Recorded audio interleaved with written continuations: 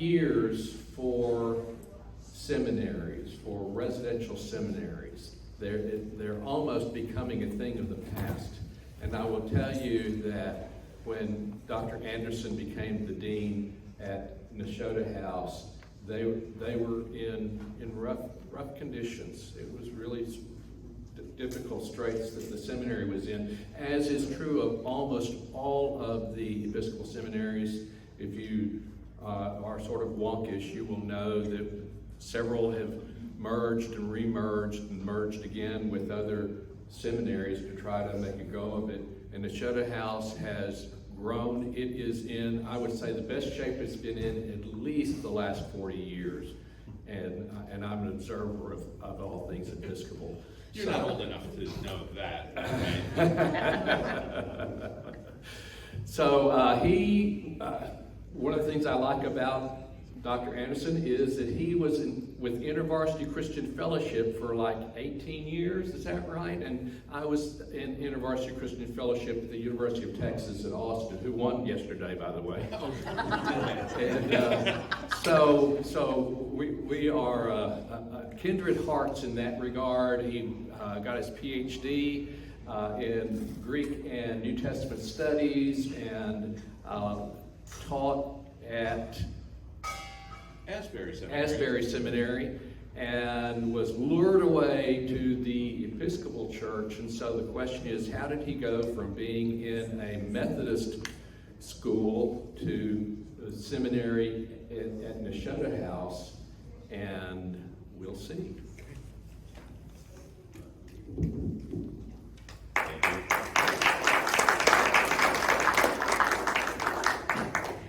Thank you so much. The answer is they paid more.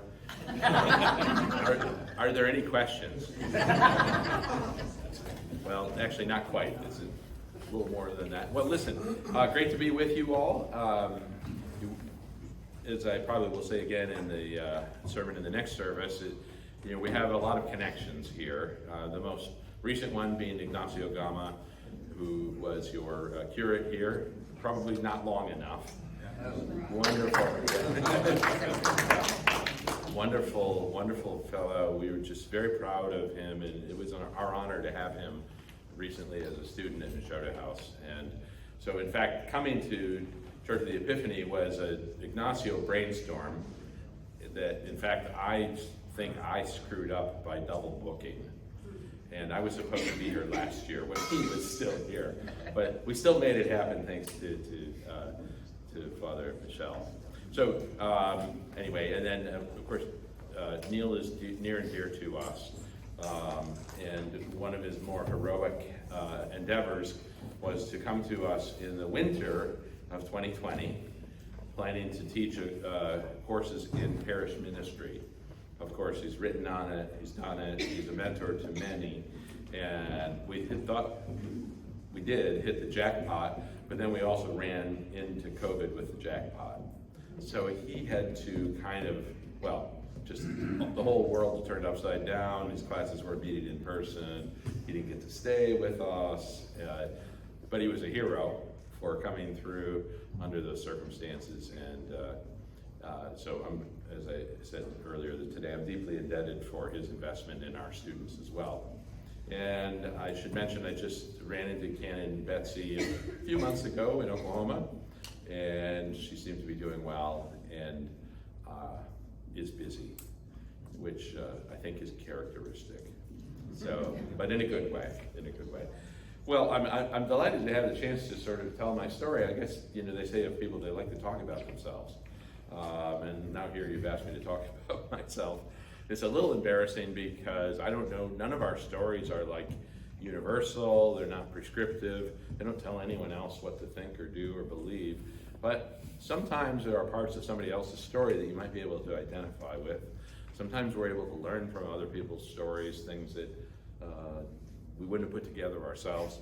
And so I thank you for the chance to talk about this. If there's any one thing I would hope that you might be able to take away from my version of my story is the treasure that you have as Episcopalians in this tradition, which is a treasure that many people, if you'll let them, want to discover. And I am one of those. So before we go any further, my wife Dawn is here, sitting right there. The friendly, unfamiliar woman back there. And she's an important part of the story. You'll hear a little bit about that. Okay, so, well, my story about how I came from an evangelical Wesleyan seminary to Nashotah House and to be an Episcopalian, it doesn't make any real sense unless I go back further. So I grew up in a very devout Christian family, evangelical, devout Christian family. Whatever springs to mind when you think of evangelical, just hang on for a second, because my parents were sort of, I still say this now, years after their passing away, they were ideal sort of mentors and models in the Christian faith, both my mother and my father. To just illustrate, I came from a family of 6 children. I was the 5th of the 6, and the story in the Bible that I most closely identify with is the one of Jesus being left behind in the temple.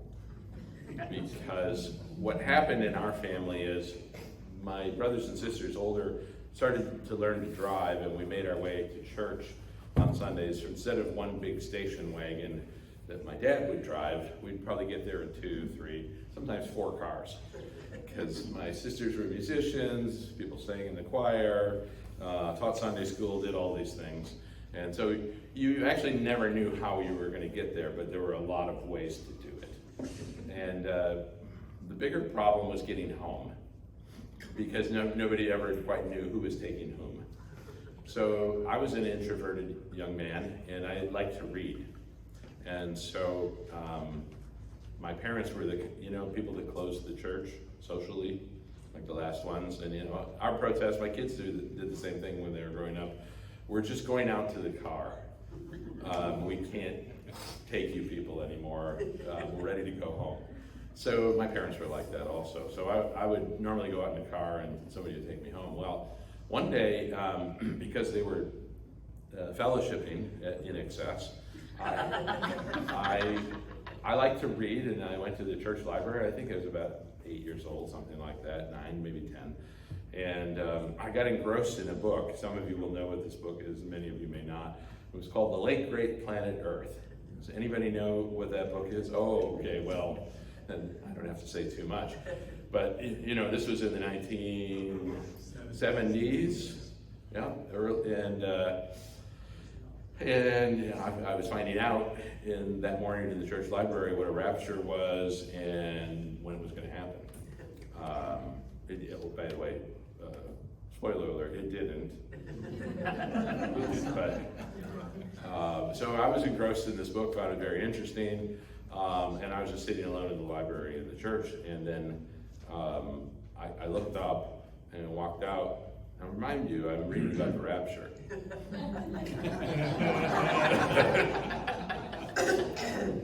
And there was nobody there, except for me. I actually didn't freak out. I kind of knew what happened, but it's still funny. So anyway, obviously what happened, they all went home and they all thought that they had me in their car. Somebody else had me in their car. What can I say? Just like Jesus. I did go home, and when I came home, I told my mother, "Didn't you know I needed to be about my Father's business?"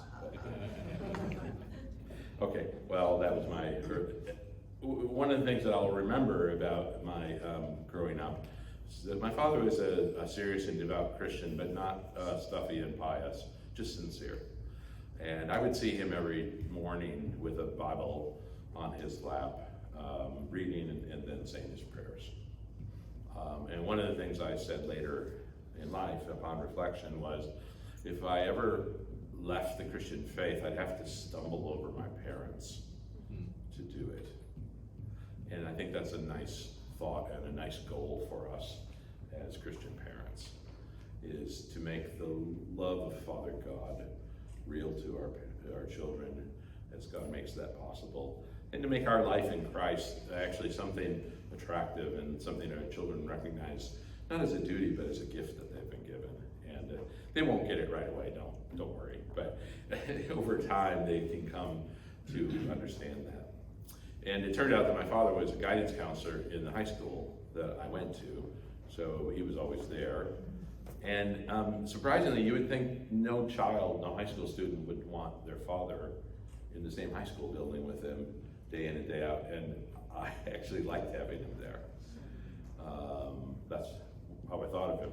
He was the high school guidance counselor to many of my friends, and they would say, "Your dad's pretty cool." And I'm like, "You know he's not cool, right?" Like, and he really was not a cool, Dawn, he wasn't cool. No.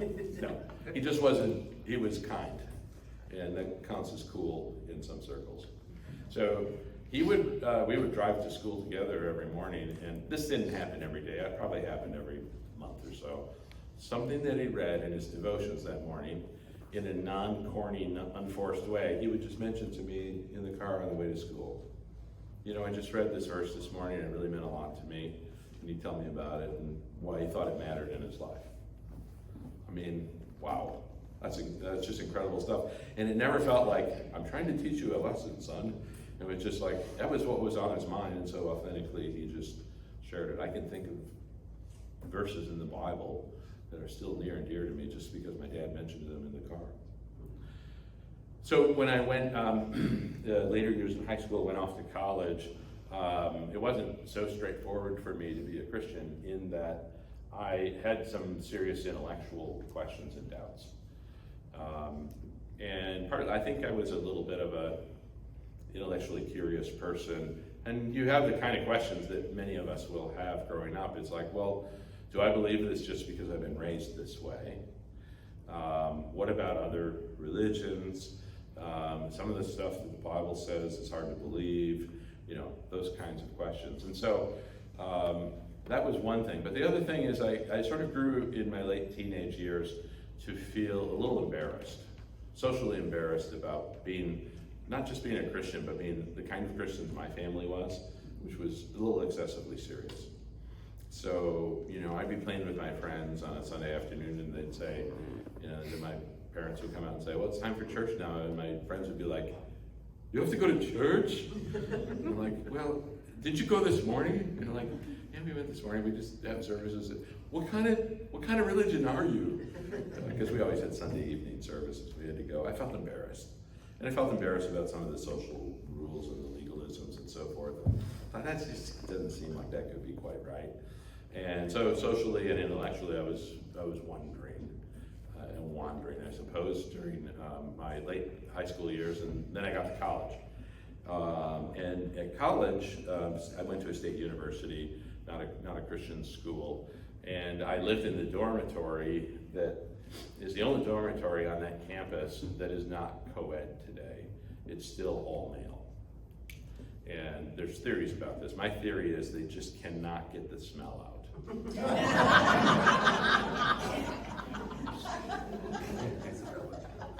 I mean, it was a fairly gross environment. So, and the drinking age was 18. And I had a beard at age 16. Children, don't listen to this part. Which made it possible for, to get to bars. And this is Wisconsin, which has basically no rules around drinking. And so that was a factor also. We never had a dorm or wing activity that didn't involve copious amounts of alcohol. It was just the culture. So, and I kind of bought into that for a while. Well, I was a little unsure about where I was in my faith. And meanwhile, the InterVarsity Christian Fellowship group on that campus, here I am, I can't go anywhere alone because it turned out my brother was the staff member in charge of it. My older brother, who was also my personal hero. I used to go through junior high and high school. He's 8 years older than I am. And just say, I wonder what Cam would think about what I'm doing right now. He was a serious Christian and he actually was cool. And he was my mentor. And so here he was leading this group. I didn't know if I really wanted to be in it, a little awkward. There were women in the group, college women in this Christian fellowship. And that encouraged me to maybe I would visit. So this is sensitive territory where I'm going right now. The first woman that I was interested that was a part of this fellowship was not my wife. Well, I didn't have a wife then. Did not become my wife. But I met another woman there who I thought was cool, and I liked her. And early that semester, she said, you know, we're going to this Keith Green concert. Keith Green in the second chapter of Acts. Does anybody know who Keith Green is? Second chapter of Acts. They're playing over in Minnesota, or the church is taking a bus, and she invites me to go. And I'm like, well, it's homecoming weekend. My roommate is actually the homecoming king for the whole campus, and it's going to be crazy in our dorm. I'm like, okay, now what should I do? Well, since she asked, I thought, I think I'll go to that concert. And I got on the bus and looked around a little bit, and she wasn't there. But the bus was pulling away. So I was going to this concert. Now, the woman who asked me to go was that one, whom I later married, but it took a while to get over the disappointment of her standing me out that way. I wasn't standing you out, I didn't have money to go with Okay. I felt stood up, that's all I have to say. So we went to the concert. Long story, but one of the fellow I had to sit next to, since she didn't come, was a crazy person. He was actually an all-American swimmer with these really very handsome guy with really intense blue eyes. And you can tell this is part of my story, but what he wanted to talk about the whole way there and back was the second coming of Jesus and the rapture. Here I am again. And why he felt pretty sure that it was going to happen at this concert. So all the way there, he was telling me why he thought it was going to happen at this concert. And all the way back, he was explaining to me why, now he understands why it didn't.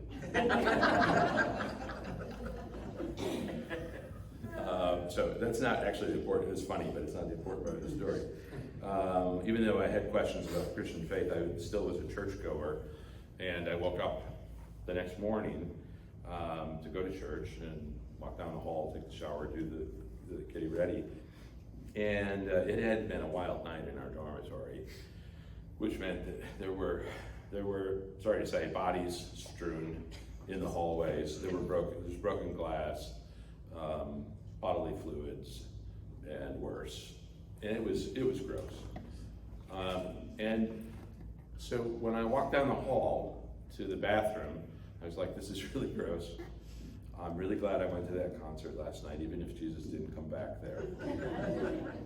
But then a Bible verse that I had memorized as a young person came into my mind, and the Bible verse was, I am not ashamed of the gospel of Christ, for it is the power of God unto salvation. Romans 1:16. And why did that verse pop into my mind? Because something clicked in that moment, which was, this is ridiculous. This is going nowhere. This is not going to be my future. And because until that morning, I think I could have said that I am embarrassed. I am ashamed of the gospel of Christ. And at that morning, something clicked, and I said, I'm not. Actually, I'm not. Everything good in my life, everything good about the world is from a good and holy Creator God who gives us parents and families and the truth and a reason to live. And so I'm not ashamed of the gospel. And went to church, and it was a turning point. Not the way you kind of write it up. You know, like if you're trying to raise Christian children, you probably don't want to reproduce the scene, but give them Bible memory verses for such times, and God will use those. Well, I'm going to speed that along now. So I joined that InterVarsity group. It was deeply influential. I served as a Bible study leader and a small group leader, and eventually part of the leadership team. My wife, Dawn, was the student president of the group that year, and 2 years later, I became the president. She was out ahead of me. And our dating was a source of controversy among the Christian college students, namely that it did not seem that somebody as Christianly mature as her should be dating somebody as immature as me. And, they were right. But she was a good discipler. Hopefully I grew in the faith. After college, we got married and so forth. And I joined the University Christian Fellowship staff and worked on college campuses, as Neil said, for a period of 18 years. And I might have done that longer. It's just that during that time, I said, I really am interested in things like the Bible, theology, and the questions that I've always had. And so I started taking classes in seminary. And the classes I took in seminary, a very fine evangelical seminary, were very interesting to me. I went there as a visiting student with no intent to take a degree. I just did it for fun. Greek, fun for fun. I mean, obviously, who wouldn't? So after a while, it took me 12 years to get a degree, which is, I'm sure, a record. I remember in the final semesters, I would register and they would say, "What's your ID number?" I would tell them and they would be like, "No, it can't be that." I said, no, that's the one I've been using all along. I said, no, we haven't used those numbers for like 10 years. No, that's my number. So I finished there, and I did that while I was serving university student ministry on campus. And mostly just to enhance that. And then I had professors that said, you should consider going on for a doctorate. And I said, sort of the same thing. It's not really in my plans, but I thought about it, and I started to do that also. Okay, well now, what about Anglicanism and all of that? So during my seminary experience, I had outstanding teachers, especially in the Bible, in Greek and in technical things. But I found myself, I kept bumping into passages in the New Testament that I didn't feel my theological system, my way of thinking, could make sense of. And the more I tried, the less sense I thought that they made of them. I mean, one sort of key passage would be, not hard for Episcopalians, but it's hard for a Baptist, which is when Jesus in John chapter 6 says, "Unless you eat my flesh and drink my blood, you have no part in me. For my flesh is food indeed, and my blood is drink indeed." And and I was taught that doesn't refer to the Lord's Supper or to the Eucharist. And I was like, I think it kind of does though. And over again, I'm like, this is not romantic. This is just Bible interpretation. I'm like, I don't have a place for that passage in my theological system. And so the more that happened, the more I became interested in Anglicanism, not least because all of my book mentors, John Stott, J.I. Packer, Michael Green, C.S. Lewis, eventually Bishop Tom Wright, and all of the people that had the biggest influence on me were all Anglicans, and it raised the question, if Anglicanism formed them to think like that and to help me, maybe there was something there. And so I started to drift isn't the right word, be pulled gravitationally to the Anglicanism in general. And then I did my doctoral work at a Roman Catholic institution where I learned two things. I learned, first of all, everything I had been taught about Catholicism wasn't true, because now Catholics were teaching me, and I had a different perspective. But the second thing that I learned is that even though everything I learned about Roman Catholicism wasn't true, that I also ate one. I wasn't a Roman Catholic, but I wanted to be a Catholic Christian. By Catholic, I mean as deeply embedded as conceivable in the Church's long history and deepest traditions. And this place where that should happen would be the Anglican tradition, where those two things could be true. And meanwhile, my sisters were attending a Episcopal parish in St. Paul, Church of the Messiah. In fact, I'll be up there literally a month from today, teaching and preaching at their old parish. And Their rector was at Radbo this week, and I saw him. And when I would go to visit, I would say, yes, I would like something like this. It turned out that in the Episcopal Church, which is pretty, it is not as strong in Wisconsin as it is in Dallas. There were no parishes like that. And so it just didn't feel like an option to me. But convictionally, I had become more or less of an Anglican who didn't worship as one. Well, okay, so then I was finishing my PhD. It was called to teach at Asbury Theological Seminary, which is a very large evangelical seminary in the Wesleyan tradition, and we had a new campus in Orlando that was opened about a year or two before I got there. And I was called to serve there and joined that faculty. And in the process, the Diocese of Central Florida, which is a very wonderful and lively diocese, was sending students to Asbury to do some of their training. So they would frequently do the first 2 years of a Master's of Divinity degree, the normal degree that priests will take. And then they kept inviting me to their churches. So they would say, hey, would you be willing to preach at our church? Or would you teach Sunday school at our church? And our family was involved in what was a budding mega church that one of my students was launching. And I liked it, I loved him, and I liked what they were doing, but it was less and less who I was. But it was very good for my kids. And so their invitations to come to their churches and teach or preach, I accepted them, with right away. And so I would teach, and then I would get to go to worship. And each time I was like, this is really me. This is not me, you know what I mean? I found a home. This is home. Things make sense here. And moreover, what shocked me, because you all have a reputation, but what shocked me was how interested they were in the Bible when it was taught to them. I was surprised. It was not supposed to be the way it was. We'd have 30 people, which was great, turn out in the beginning of the fall for a series on Romans, and there would be 70 people in December. And they would set up chairs, and I was like, I don't think this is me, because I've done this in a lot of churches where nobody cares much. And you're hungry for it. And I was like, okay, I'm seeing a vocation coming together here.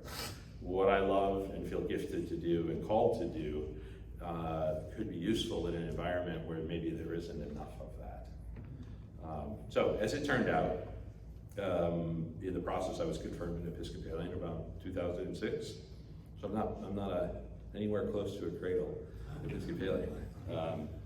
And meanwhile, those students would often finish their Anglican year at Nashotah House, of all places.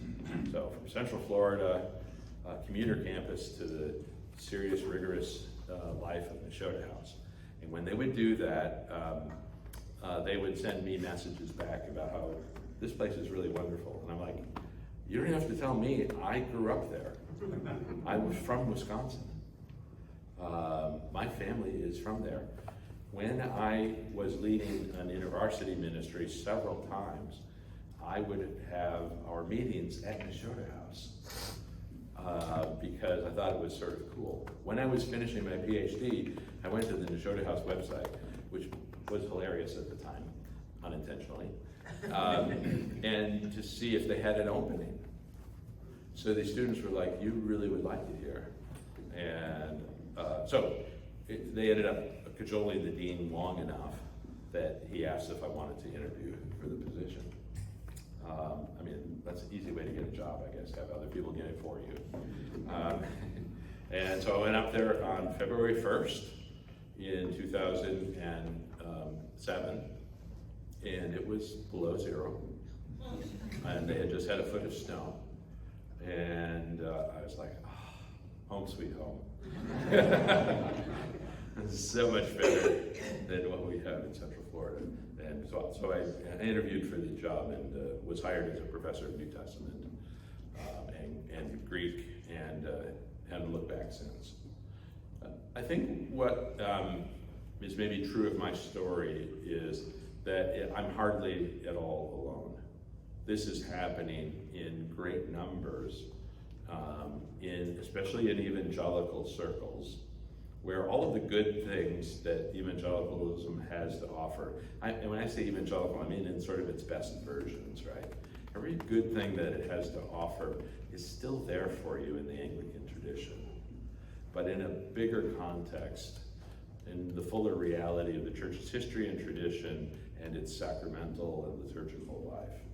And therefore, there is not a small stream, but a growing and large stream of young people especially, serious Christians who are being drawn into this tradition, and they will be the next generation of the leaders of our church.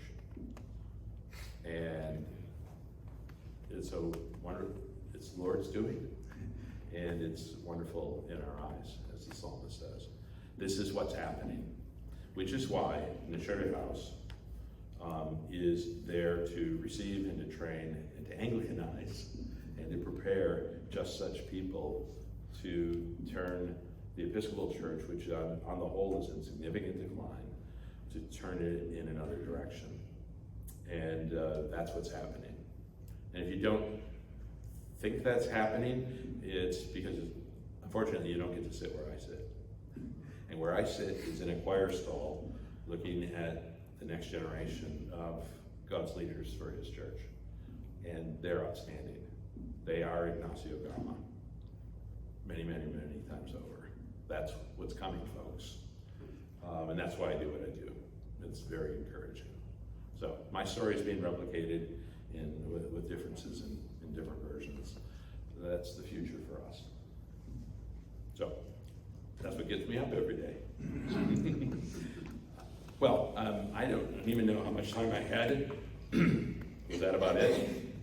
Questions? I'd be happy to take questions. Mm-hmm. Yes, please. Since 1970, it's been put forward by a lot of informed people that the Episcopal tradition in America has declined by well over 1 million communicants. You look around the church, you see over one-time major congregations way in decline. You see dioceses that are barely can scrape 1,000 Right. ASA together, diocesan-wide. We also see a situation that, as Dean Michelle pointed out, seminaries are in decline. We're seeing mergers, acquisitions, closures. You talk about the Episcopal Church and Anglicanism. There's perhaps no other institution more institutionally tied to the tradition than our seminaries. Right. Now, one of the manifestations during this communicant decline is an upswing in ordinations. Some people have postulated that we're over clergy by a factor of well over 20%. As our communicant strength has declined, ordained clergy going up. I was in a diocese one time that had 1,000 canonical residents, and about half to 2/3 were either under or unemployed. I don't see the growth you're talking about, sir. I really don't. Yeah. Well. And, you know, I have been in this tradition. Yeah, I'm a graduate Episcopal. Yeah. Baptized in both parishes, came this place. Yep. Yep. I don't see how the Anglican tradition, the Episcopal Church as we see it today, is going to see the end of the 21st century. Tell me where I'm wrong, and give me something to grip onto. Sure. That there'll be an Episcopal Church in 2020, and 2,200. Yeah. Well, I'm happy to actually. So the first thing I would say is, you're not wrong. Most of the Episcopal Church will not exist by the next 30 years. Most of it won't. What will exist are parishes with long histories and a lot of money and endowments, irrespective of their theological positions, because if you have enough money, you don't need any people. Okay, so you'll exist. Second thing that will exist are in urban centers, highly progressive, which is the norm in the Episcopal Church, highly politically progressive, theologically progressive parishes. There'll be a small number of those that will make sense and will work in certain major urban areas. Most of the small and rural and small town churches will go away, especially in certain parts of the country, like where we live. So you're not wrong. But there's a third thing that will happen, which is parishes that recover and retain biblical Orthodox Christian faith in the Anglican tradition will continue to be attractive and will be growing churches. So it's a sort of a phoenix narrative. For the most part, everything you're saying is true. But as go the clergy, so go the churches. So we just watched this happen year over year over year. I mean, I just have a half dozen stories from the last 3 weeks of recent Nashotah House graduates who, within a span of a year or two, have already seen the doubling of an average Sunday attendance. And we're not over-clergied. We have too many clergy that are not, how are we going to say Unemployed, or non-employed, underemployed. They're unemployed and underemployed for good reasons. So let me tell you this. The Nashotah House's placement rate is 100%. All of our students get full-time positions. And they usually don't make it through their curacies because there's such a need for them. If we graduated 2 or 3 times as many as we do, they would all have positions as well. We're not over clergied. We have too many clergy of a certain kind. Okay, thank you. Yeah. But ours are in demand. Now, if we could just, what a great business problem. Your demand outstrips your supply. But there are forces in the Episcopal Church, and especially in many of the dioceses, that do not want people to get trained in a place like the Nashotah House. They have parishes in those dioceses that want our graduates. And we don't have enough to send them. So that's where the battle line, right there. There are not too many clergy, there's too many of a certain kind. And there's a clamoring for well-trained, Orthodox, biblical, energetic, gospel-believing and preaching clergy. And we can't even come close to supplying it. And that's good news and hopeful. But we have to galvanize toward the end of supporting such persons and supporting institutions that raise up those and train those kind of persons. But on the whole, you're right. It's dismal, but it's not. Yeah. Thank you. When you say that Nashotah House is, I'm feeding you a question. Okay. Well, he did too. I don't know if he knew it, but he did. When you say that churches want graduates from Nashotah House, that it's different in the great scheme of things of theological education, describe a typical day and a typical week in the life of a seminarian that illustrates what you're talking about. Yeah, okay. Well, the main thing is that we're not doing a good job of producing social workers and political activists. That's not what we're doing at our seminary. We're producing godly, Orthodox, Bible-believing, gospel-preaching, sacramentally committed priests. So our life is ordered to do that, which is, I think, your point. So a normal day in the Nashotah House, we start at 7:45 with morning prayer, and then we have a daily Eucharist every day. We go off to breakfast, which we have in community with one another, and then our students are in class in the morning.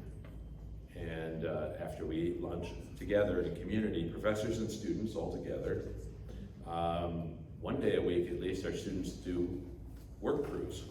They actually work with their hands to demonstrate that there is nothing beneath a Christian or a priest or a bishop. There's nothing beneath them in practical service.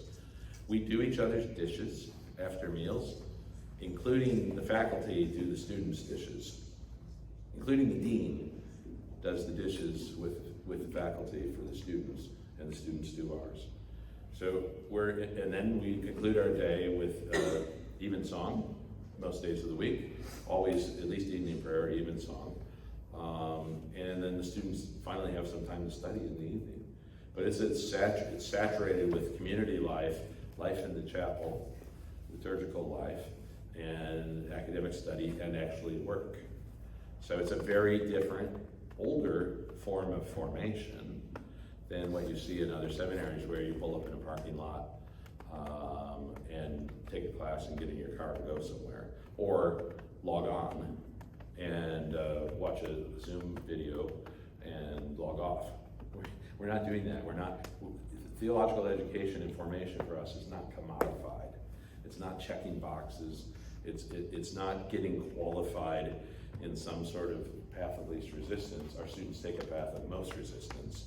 And we have not backed down from that because we don't think we need priests who are ill-trained. Okay, so that's what we're doing. One way I like to say it is, we start the day with open thou our lips, and our mouth shall proclaim your praise. And we start our day in the worship of God and in the receiving of his grace through the Holy Sacrament. We spend our mornings in class trying to better understand what we said to and about God that morning, and returning to the chapel at the end of the day for having all the more reason to give him praise and thanksgiving, because we know of what we speak. And we do that every day. That'll make a difference. That's where an Ignacio Gama, who's already a wonderful gentleman by any measure, that's how he's formed. Yep. I have two questions. The percentage of women there, and how did you function during COVID? Okay. The percentage of women there, we're always between all of our programs, we're usually around the 20% or so female, and some that vacillates, because we're not large numbers anywhere. That'll vacillate as low as 10% and sometimes over 20 and by program. Residentially, we're usually in the 10 to 15% of our residential students are women. And part of that is because self-consciously and deliberately we serve both the Episcopal Church, and we also have numerous students from the Anglican Church of North America, which not entirely, but in many places doesn't ordain women to so that'll skew, if skew is the right word, that'll affect our numbers. Well, during COVID, we had one semester where we shut down all in-person activities. So we had to-go lunches, and we did classes essentially by Zoom and so forth. We did that through 2020 until the fall of 2021, where we returned in person with masking and some precautions and so forth. We were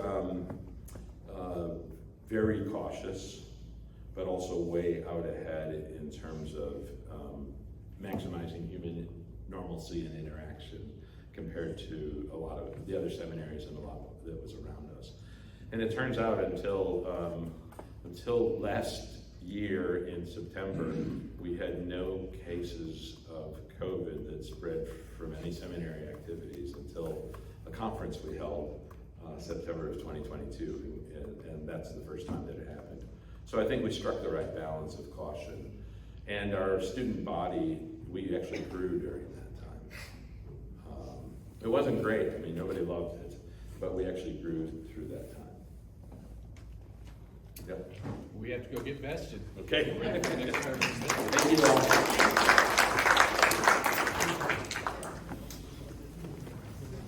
All right, we're back in the classroom next Sunday, okay?